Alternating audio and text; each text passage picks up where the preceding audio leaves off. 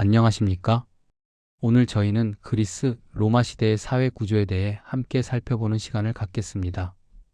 신약 성서를 공부하는 제가 유대보다는 그리스 로마 사회에 많은 관심을 갖는 것에 대하여 많은 분들이 이상하게 생각할 줄로 생각합니다. 많은 이들은 복음서의 배경이 유대인과 유대 땅에서 일어난 일이기 때문에 당연히 유대를 중심으로 사고해야 한다고 생각합니다. 저 역시 처음 신학을 공부하면서 그렇게 생각했고 유대 중심으로 공부했습니다. 하지만 신약 성서가 기록될 당시 교회는 정치적으로는 로마의 영향력 그리고 문화적으로는 그리스 문화가 지배하는 환경에서 기록되었고 대부분의 독자들이 이방인, 특별히 로마의 지배하에 살았던 사람이었습니다. 이런 요인 때문에 신약 성서 배경은 그리스 로마의 정치, 경제, 문화, 종교를 공부합니다. 당시 사회는 여러 계급으로 나뉘어져 있었습니다. 크게 자유인과 노예 계층으로 구분할 수 있었죠. 자유인 중에는 귀족, 기사, 그리고 평민이 있었는데 귀족은 공화정이 창설될 때부터 원로원 의원을 지낸 사람들로 귀족 계급으로 태어나야만 그 신분을 유지할 수 있었습니다. 아무리 부자라 해도 혈통이 귀족이 아니면 평민 계급으로 남아야 했죠. 하지만 평민들의 압력으로 점차 관직이 평민에게 개방되고 귀족과 평민 간의 결혼도 가능해지면서 계급 간의 장벽이 조금씩 허물어지기 시작했습니다. 이러한 계급을 유지하는 데 있어 부는 매우 중요한 요소였습니다. 기사 계급에 속하려면 40만 세스테르티우스, 오늘날 가치로 약 5억 원이 필요했고 원로원에 들어가려면 100만 세스테르티우스, 즉 40억에서 80억 원에 달하는 재산이 있어야 했습니다. 기사라는 말은 말 한마리와 함께 전쟁에 참가할 수 있는 자격에서 유래했습니다. 귀족 계급은 전체 인구의 1%에 해당하는 2,000명을 넘지 않았고 기사 계급은 원로원 계급의 10분의 1 미만에 불과했습니다. 원로원들은 굵은 줄무늬 옷을, 기사 계급은 좁은 줄무늬 옷을 입어 신분을 과시했습니다. 신약 성경 고린도후서 10장에서는 이러한 사회적 지위에 연연하는 태도를 버려야 한다고 언급하고 있죠. 하층민이 기사 계급에 오를 수 있었고 기사 계급이 사업과 행정 사무에서 뛰어난 능력을 보였다는 사실은 기독교가 사회의 경계를 넘어 널리 전파되는 데 기여했습니다.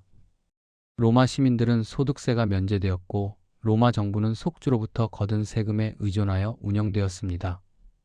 또한 로마 정부는 조영관이라는 시장 감독을 파견하여 공정한 도량형 사용 여부를 검사하고 터무니없는 바가지 요금 부과를 막아 시민들을 보호했습니다. 속주에는 데쿠리오라고 불리는 부유한 사람들이 있었는데 이들은 의회를 구성하고 세금 징수를 감독했습니다. 만약 속주가 로마가 부과한 세금을 채우지 못하면 이들이 직접 부족분을 메워야 했습니다. 사도행전 19장 31절에 언급된 아시아의 관원들이 바로 이들을 가리킵니다. 이들의 재산은 로마 귀족들의 10분의 1에 불과했습니다. 중산층이 크게 성장하지 못했던 한 가지 이유는 귀족들이 노예를 대규모로 필요로 했기 때문입니다. 원로원 의원은 사업을 하는 것이 법으로 금지되어 있었으며 거액의 돈이 이동하는 주요 수단은 결혼과 유산 상속이었습니다. 당시 부자의 수입은 가난한 자의 1700배에 달할 정도로 엄청난 부의 격차가 존재했습니다. 가난한 자들은 공동주택에 살고 공동우물을 사용했으며 정부로부터 식량을 공급받았습니다. 로마는 2세기 초에 이르러서야 고아들을 지원하는 제도를 마련했습니다. 로마인들은 가난한 사람이 가난하게 된 것은 신의 뜻이거나 그들 자신의 어리석음의 결과라고 생각하는 경향이 강했습니다. 부의 재분배를 위한 정부의 개입은 거의 없었습니다.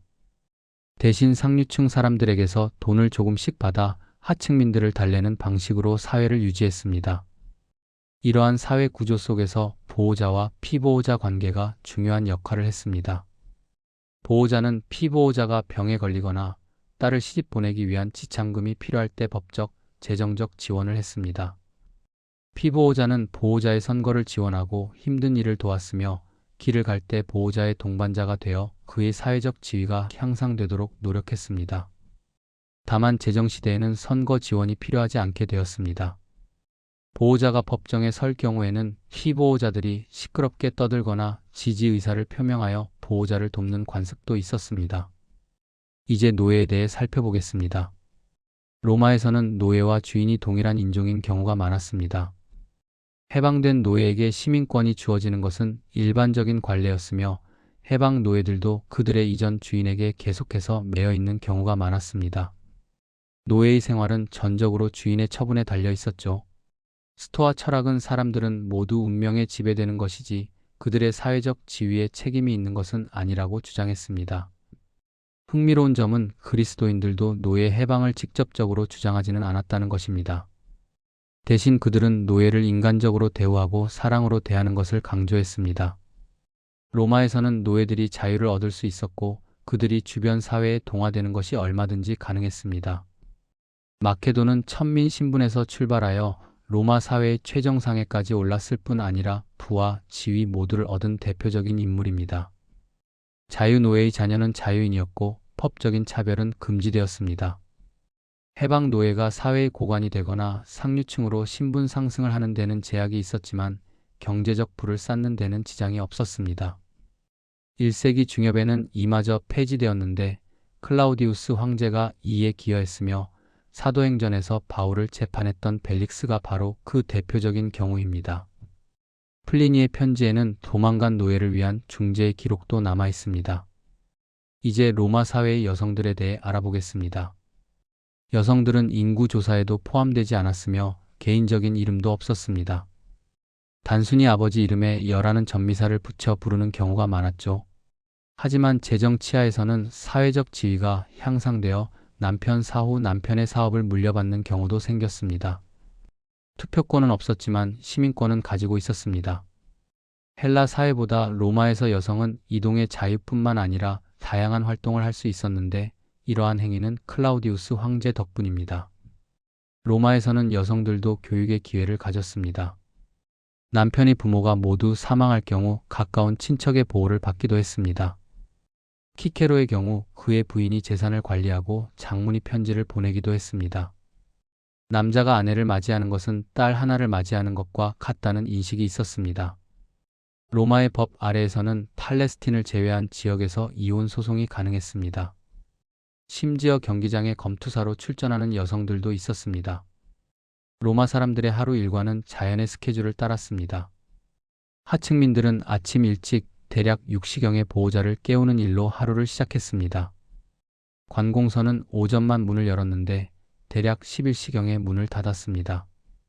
사도행전 19장 9절을 보면 바울은 두란노에서 제5시, 즉 오전 11시부터 제10시, 오후 4시까지 가르쳤다고 기록되어 있습니다. 정오가 되면 점심을 먹고 낮잠을 잤으며 저녁에는 가벼운 운동과 목욕을 하고 저녁 식사를 했습니다. 저녁 식사는 대략 오후 3시쯤 시작되었죠. 국정 공휴일이거나 황제가 제정한 공휴일에는 오락과 극장쇼로 하루를 보냈습니다. 사도행전 20장 7, 8절에 나오는 늦은 저녁 식사는 당시로서는 아주 특별하고 이상하게 여겨지는 일이었습니다. 로마 사람들의 식사 습관을 살펴보겠습니다. 아침은 빵 한 조각, 물, 그리고 전날 저녁에 먹다 남은 음식으로 간단히 때웠습니다. 주로 밀이나 귀리가 주식이었고 가난한 사람들은 보리를 주로 먹었습니다. 점심 역시 초락이 그지없었으며 여러 도시에는 간단한 음식을 먹을 수 있는 가게, 일종의 패스트푸드점이 있었습니다. 저녁은 주식사였는데 헬라인들은 저녁 식사를 심포지엄이라는 품위 있는 만찬으로 발전시켰습니다. 초대된 손님들은 연회장이 선정한 주제로 대화를 나누었죠. 저녁 식사에 초대받는다는 것은 사회적으로 자부심을 가질 만한 중요한 문제였습니다. 여러 사람을 초대했으며 마태복음 22장 1절에서 14절처럼 초대장을 보내는 것이 일반적이었습니다. 초대하는 사람은 언젠가 자신도 초대받을 것이라는 기대를 했습니다. 누가복음 14장 12절에서 14절의 내용을 떠올리게 하죠. 노예들은 손님들의 손을 씻어주고 발톱을 손질해주는 등 시중을 들었습니다. 흥미로운 점은 음식의 질로 손님을 차별했다는 것입니다. 존경받는 사람에게는 좋은 음식을, 다른 손님에게는 이류급의 음식을 대접했죠. 식사할 때 사람들을 구별하는 이러한 관습은 고린도 교회의 분란 원인 중 하나였습니다. 저녁 만찬은 때로는 떠들썩한 난장판이 되기도 했지만 모든 만찬이 그랬던 것은 아닙니다. 만찬은 해가 있을 때 끝나는 것이 일반적이었습니다. 식사하는 자세는 비스듬히 기대어 음식을 집어 먹는 것이었는데 이러한 자세는 헬라에서 유래했으며 헬라인들은 소아시아에서 이 문화를 받아들인 것입니다. 로마의 식당에서는 보통 3명이 침상에 기대어 누웠으며 주인과 가까운 자리가 주빈의 자리였습니다. 누가복음 14장 7절에서 14절은 이러한 로마인들의 식사자리 배치를 염두에 둔 이야기입니다. 누가복음 7장 36절에서 50절에는 여인이 예수의 발을 눈물로 씻는 장면이 가능했던 것도 이러한 자리 배치 덕분이었죠. 또한 요한복음 13장 23절에서 요한이 예수의 가슴에 가까이 기대어 앉을 수 있었던 것도 이와 같은 식사 문화 때문입니다. 이제 주거와 도시 생활에 대해 살펴보겠습니다. 가난한 사람들은 단출한 주거지에 살았던 반면 부자들은 호화로운 주택을 소유했습니다.